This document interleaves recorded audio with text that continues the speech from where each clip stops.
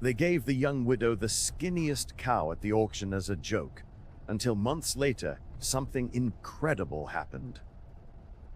Comment below, giving this story a rating from 0 to 10, and tell me what city you're watching from. I really want to know if you like my story, and I want to get to know you better. So please subscribe to my channel to support my work. I'm counting on your help. I always thought loneliness had a sound. It isn't silence. It's a kind of muffled noise that stays inside your head.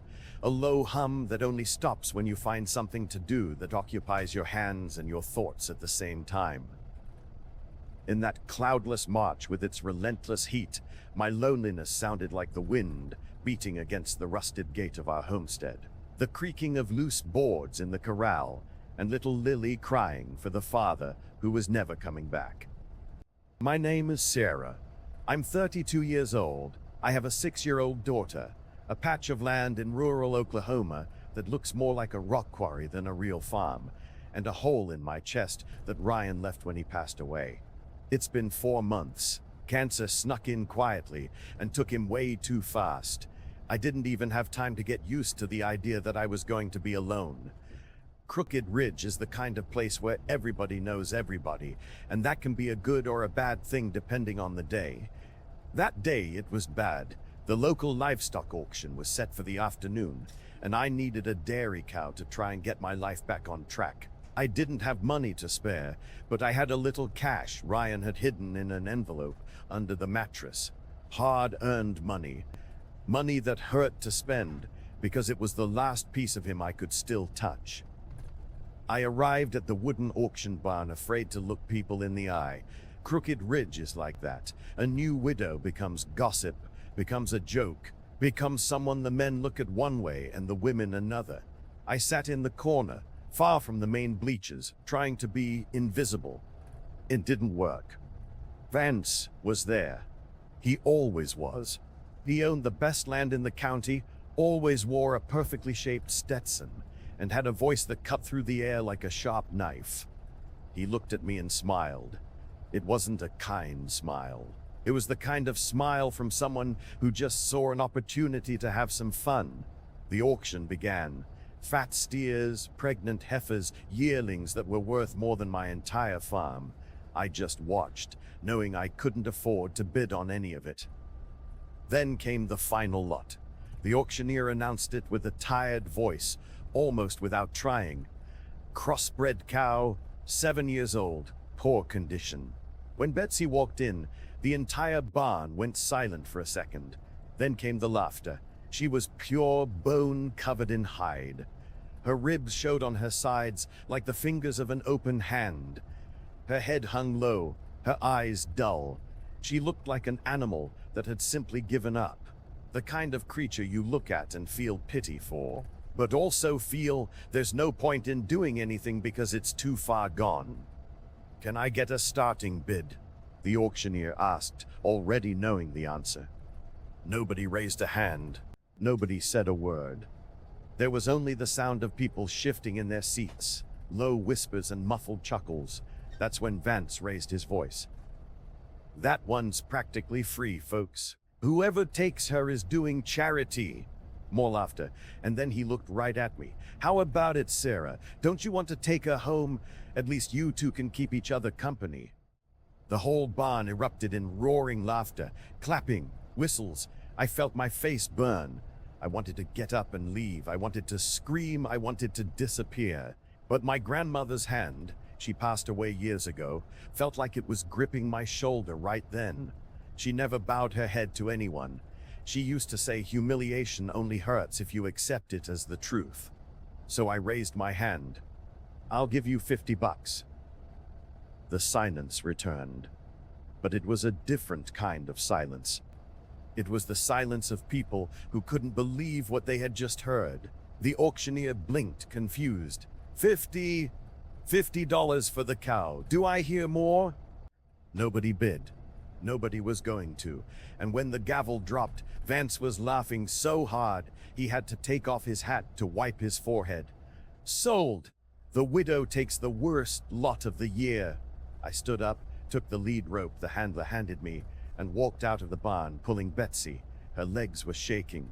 She stumbled twice before we even hit the dirt road. The sun was high. The dust kicked up with the warm March wind, and I could feel everyone's eyes burning into my back.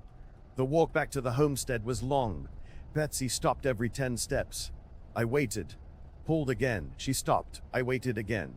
At one point I sat on a rock and looked at her, really looked at her.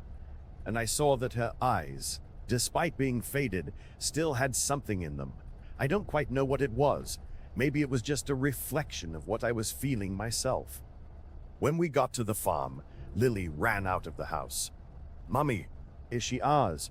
"Yes, sweetie, she's ours." "Is she sick?" "She is, but we're going to take care of her." Susan, my neighbor, showed up at the fence shortly after. She's a good person, but she has that way of wanting to help while already having given up on you. "Sarah, that cow won't last the month." "I know." "Then why?"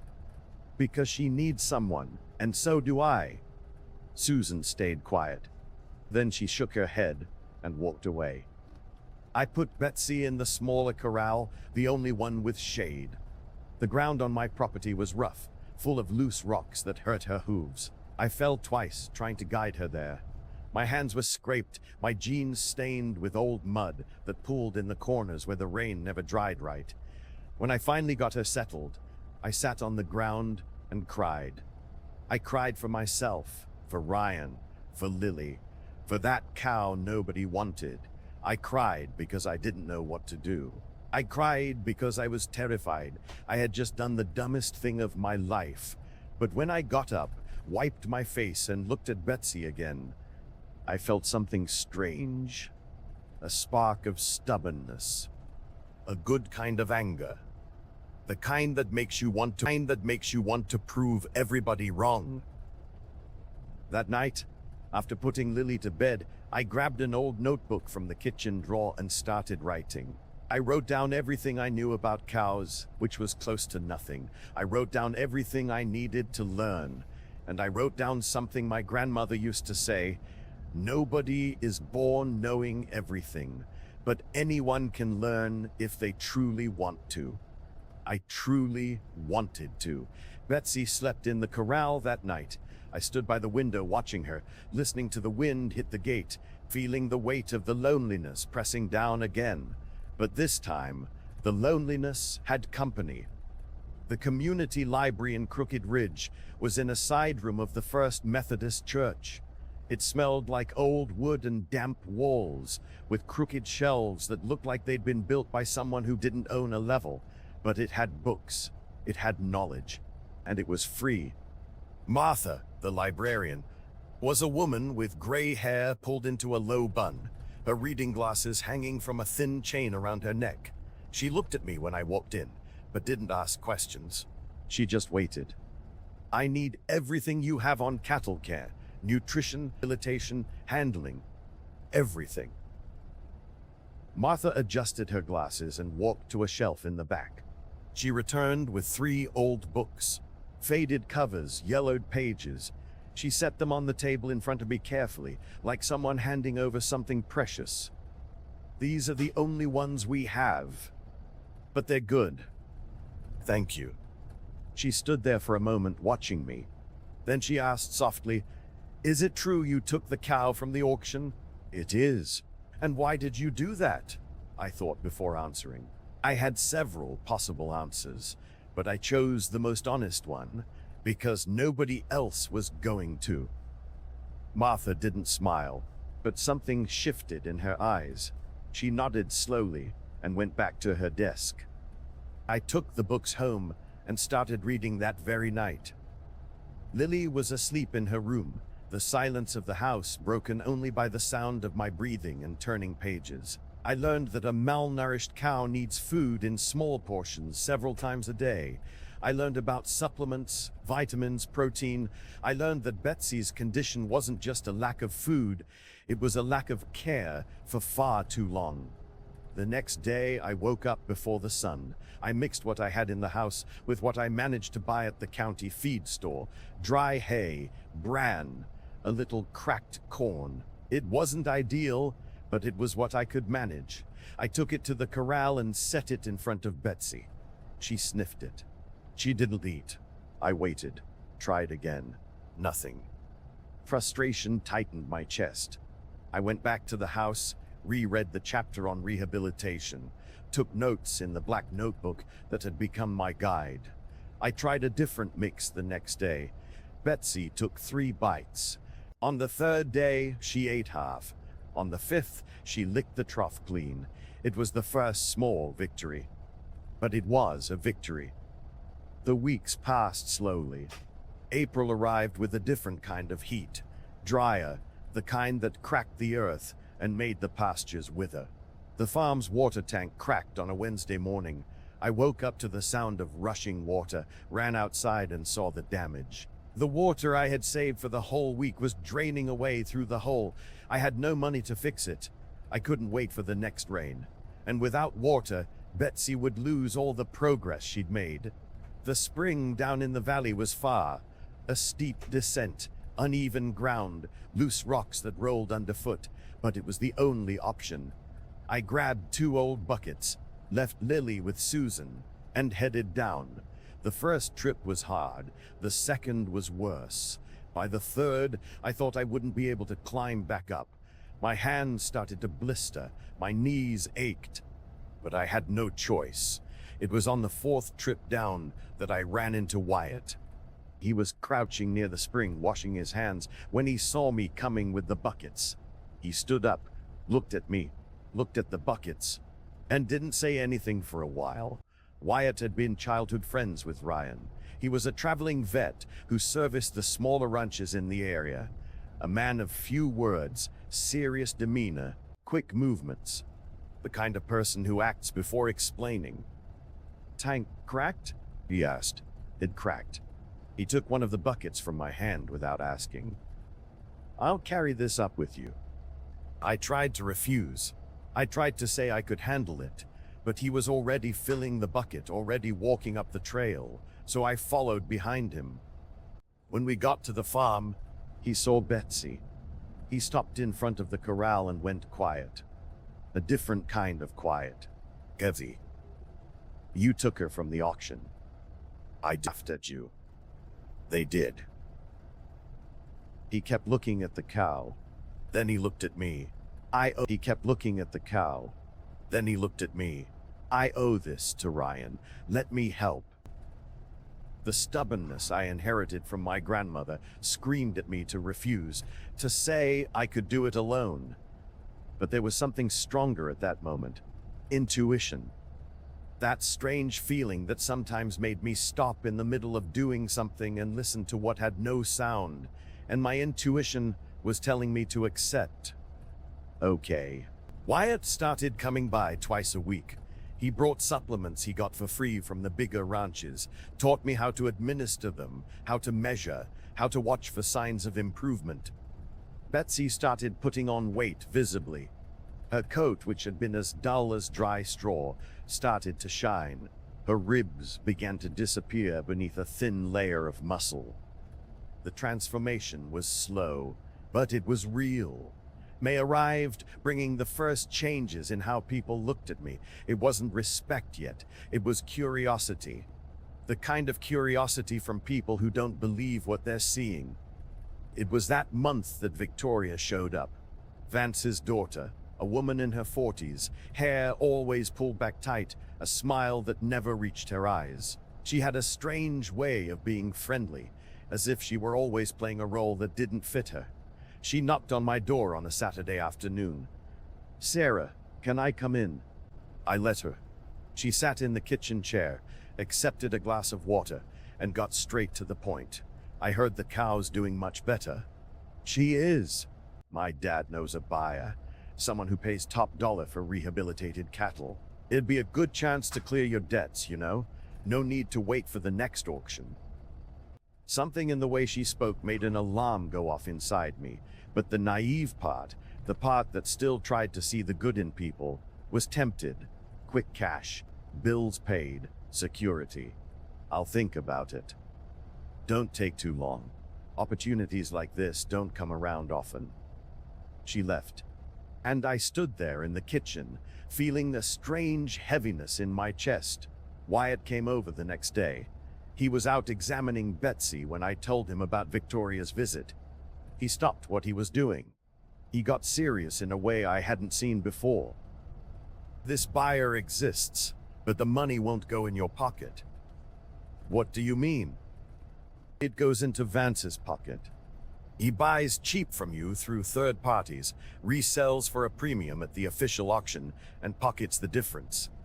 I stayed quiet, trying to process it, trying to understand why a man like Vance, who had so much land and so much power, cared so much about a cow he himself had given me to humiliate me.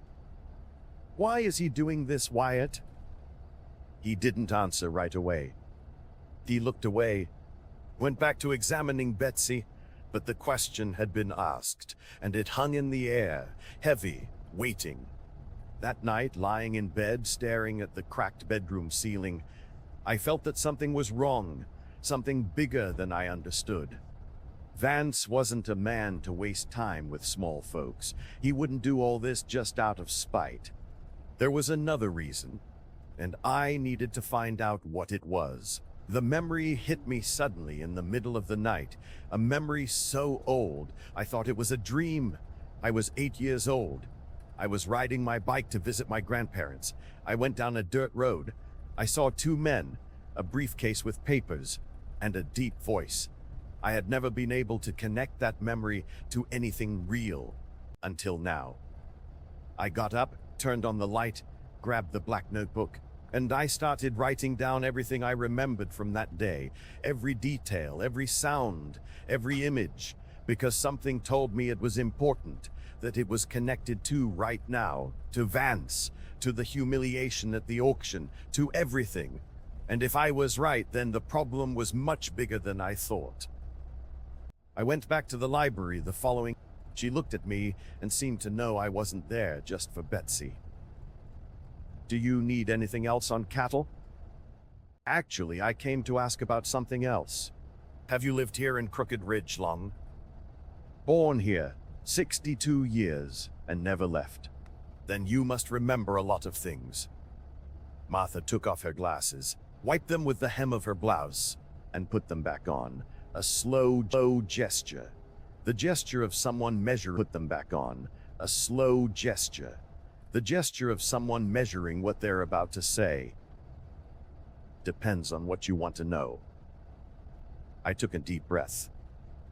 "I remember a story I heard when I was a kid, about a property deed that went missing, involving a family that doesn't live here anymore. Do you know anything about that?" The silence that followed was different from the other silences. It was the kind of silence that confirms you've touched on something true. Martha walked to the window, looked out at the empty street.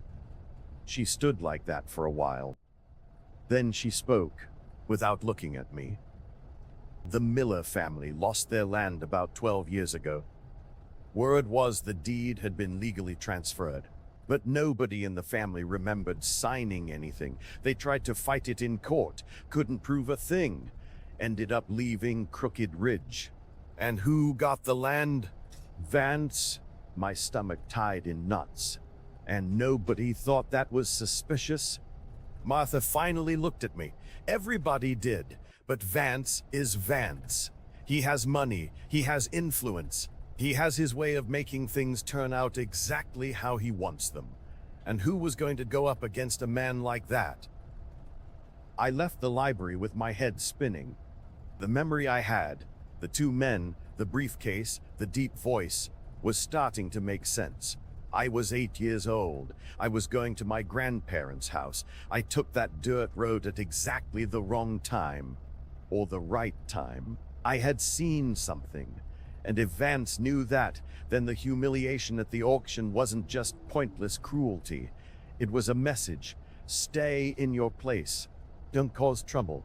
Don't be seen. June brought an even heavier heat. Betsy was almost unrecognizable. Megan, the county agricultural tech, came by for a routine visit. She stood in front of the animal for a long time. She ran her hand over her coat, checked her eyes, her teeth, her build. This is serious work, Sarah. There was genuine respect in her voice, and that lit something up inside me.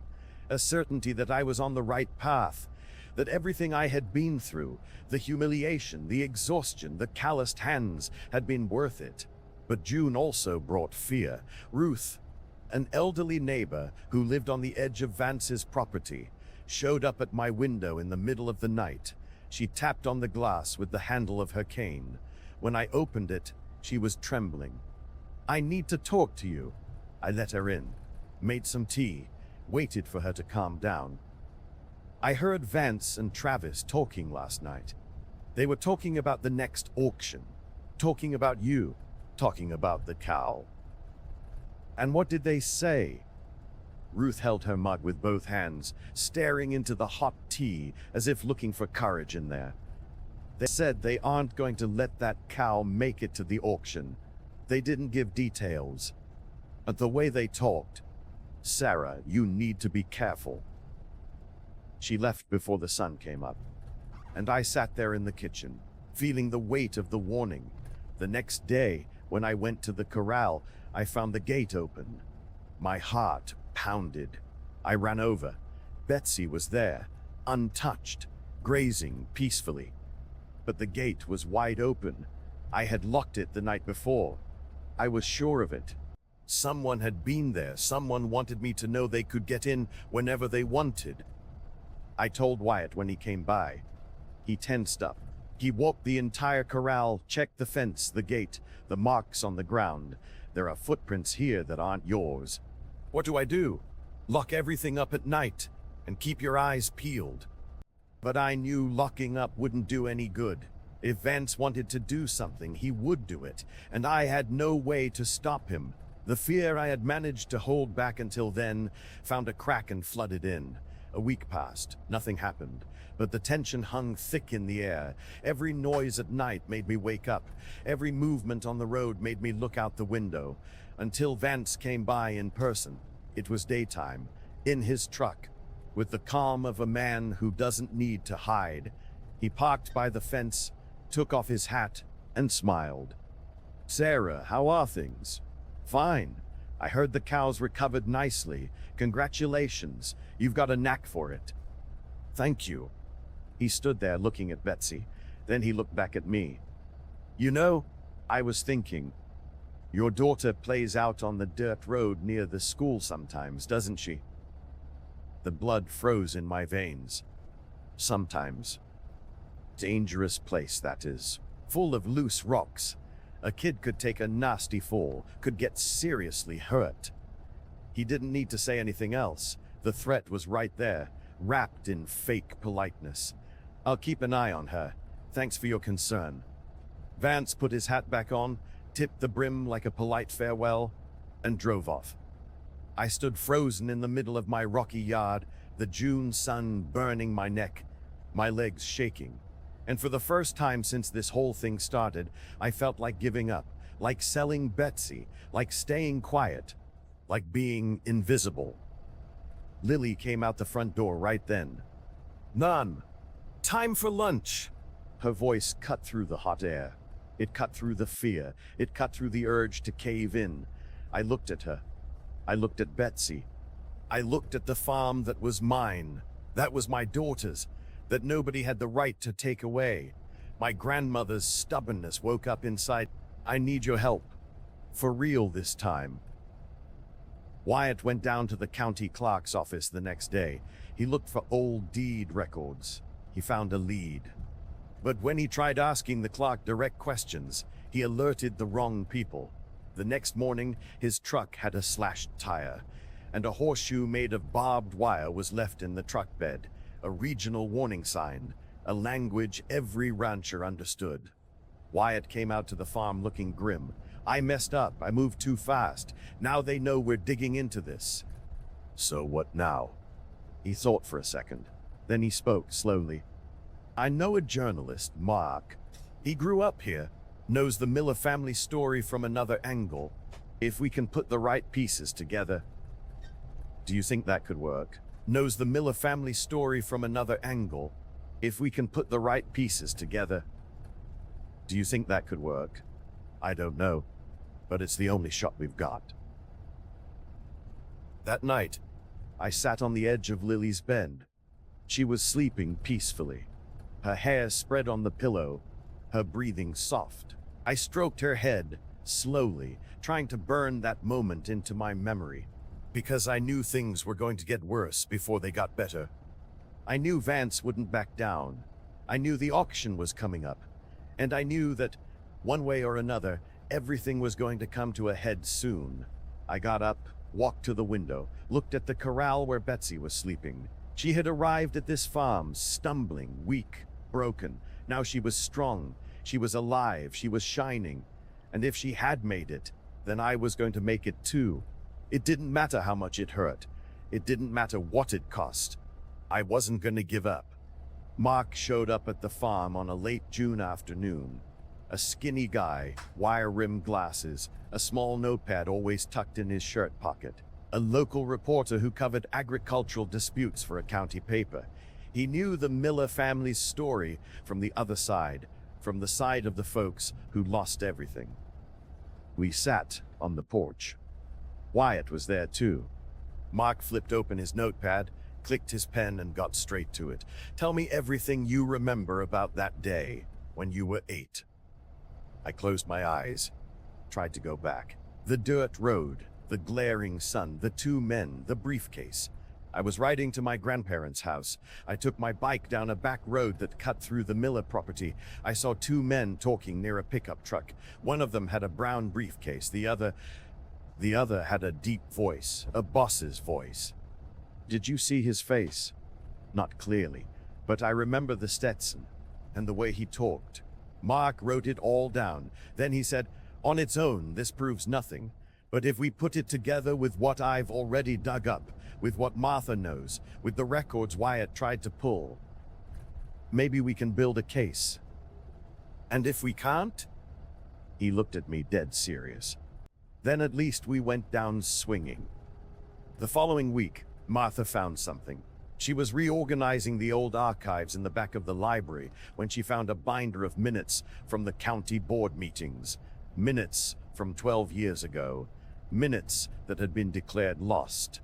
Inside was the record of a meeting where a land transfer had been discussed and approved by the board members, without the rightful owner's knowledge. Vance's name was on it twice. Martha didn't go to the police. She went straight to Mark and to Councilman Davis. Davis was a guy in his 50s, a bit of a gut, with the tired look of a man who's fought too many losing battles. He had a long history of butting heads with Vance, old grudges, wounds that never healed. When he saw the meeting minutes, something shifted in his eyes. This is gold. Not for the courts. The courts drag their feet and sometimes never deliver. But for leverage, if this leaks the right way, at the right time. Mark understood immediately. The auction. Exactly. The day of the auction came with a different kind of sun. Whiter, drier, the kind of heat in Crooked Ridge that signals a storm is coming. I woke up early. I gave Lily a bath, dressed her in her Sunday best. I put on my best clothes too. The only nice dress I owned, a simple one that Ryan always liked. I missed him that morning more than any other day. I missed his hand holding mine, his voice telling me everything was going to be all right. But he wasn't there, and I had to do this on my own. Her eyes bright and alert. Nothing like the animal that had limped into that same barn months ago. When we arrived, the place was already packed. Pickup trucks lined up, men in cowboy hats shooting the breeze in groups, the smell of dust and sweat mixing with the smell of livestock. Vance was in his usual corner, but there was something different about him. A tension in his shoulders, a stiffness that wasn't authority, it was damage control. Mark was standing near the entrance. Councilman Davis was on the other side, arms crossed, and when Betsy was led into the ring, the hum of conversations slowly died out. Silence. People stared at the cow. They stared at me. They stared at the cow again. It was the same animal, or rather, It was living proof that this cow had never been what they claimed she was. The auctioneer cleared his throat. Firm, professional voice. Crossbred cow, 7 years old, full recovery. Let's open the bidding at 500. The first hand shot up, then another and another. The bids climbed fast, faster than I ever expected. The whole barn was wide awake now. People standing up on their toes to get a better look. People whispering. The exact same people who had laughed at me months ago were now shouting out numbers. When the bid crossed 2,000, I felt my knees buckle. Wyatt grabbed my arm. Freeze. The gavel slammed down at $2,400. The barn erupted in applause, but it wasn't mocking applause. It was the applause of recognition, of respect. Vance tried to slip out before the end, but Mark blocked his path. The article had been published that morning, not in a major newspaper, but in the WhatsApp group of the local Independent Farmers Association. 230 members across 12 counties. The headline was simple: missing deeds, forgotten minutes, and the man who bought Crooked Ridge's silence. In less than 2 hours, Councilman Davis had filed a formal request for a federal investigation. Vance walked out of the auction house without adjusting his hat, without his smirk, and the community he had shaped in his own image for so many years was looking at him with entirely different eyes. The verdict came down months later. It wasn't prison. It was something that hurt a man like Vance's pride far worse: mandatory restitution. He was ordered to provide labor and resources to restore 3 small family farms that had been ruined by his backroom deals over the years. The very community he had bullied would become the site of his penance. He was going to work the land where he used to play king. I drove back to the farm that afternoon with Lily in my lap, and my heart lighter than it had been in months. The money from the auction was safe in the bank. It was enough to fix the water tank, enough to buy another good milker, enough to breathe. Wyatt stayed, not in a romantic way, but he stuck around. He became part of the homestead, part of the routine, part of Lily's life. She called him by his first name with the easy naturalness of a kid who recognizes someone who truly shows up. It was a different family than the one I had before, but it was a family, built piece by piece on rocky ground. One afternoon in August, I leaned against the fence and looked out over the pasture. The ground was still rough. The rocks hadn't disappeared, but now there were trails, paths worn down by the habit of someone who insisted on walking even when the ground hurt their feet. I thought about Betsy.